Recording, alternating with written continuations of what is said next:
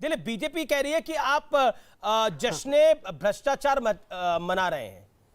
Are you celebrating corruption?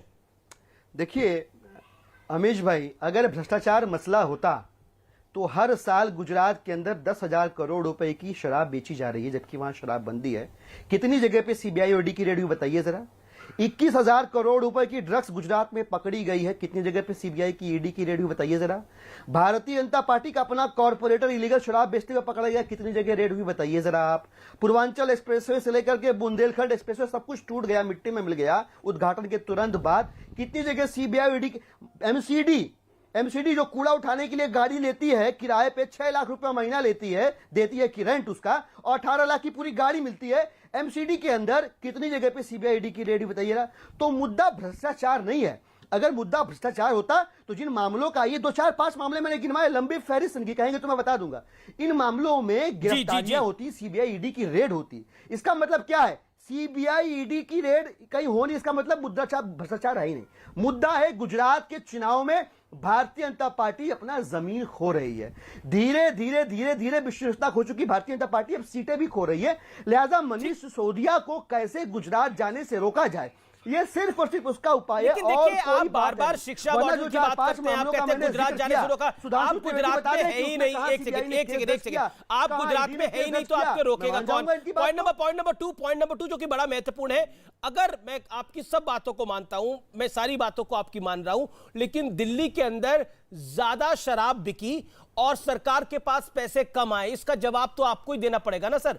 तो ये मामला शराब घोटाले का है, ना शिक्षा का मामला है, ना शिक्षा का मामला है, ना चुनाव का मामला है। ये मामला दिल्ली में शराब घोटाले का है। एक सेकंड जी, मैं आ रहा हूं आपके पास। Sudhanshu 30 second you make your point, then मैं आपसे सहमत हूं जी। आता हूं, ओके मैं आता हूं। सुधांशु जी 30 सेकंड्स।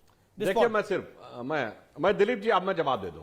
देखिए, जिस आत्मविश्वास के साथ दिलीप जी ने गुजरात में गैर कानूनी शराब की संख्या और उसकी मूल्य बता दिया, इससे तो अमीश जी लगता है कि वो स्टिंग ऑपरेशन में इनके शराब व्यवसायी ने जो बोला था कि गुजरात में स्मगल होकर सारी शराब दिल्ली से ही जा रही है, वो प्रमाणित कर रहे हैं आप।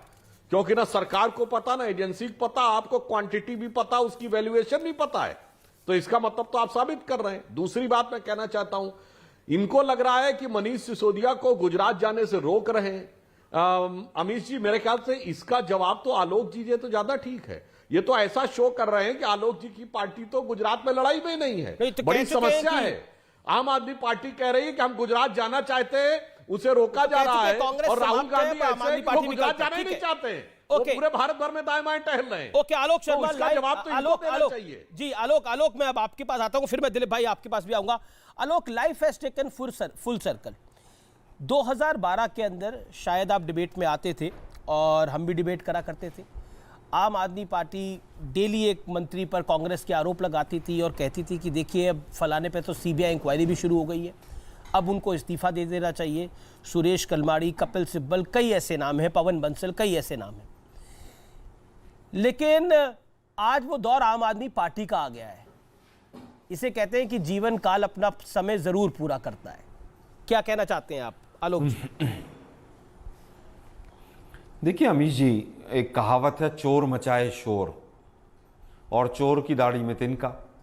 तो चोर मचाए शोर तो मनीष सिसोदिया, और चोर मचाए शोर के बाद चोर की दाढ़ी में तिनका वो केजरीवाल जी।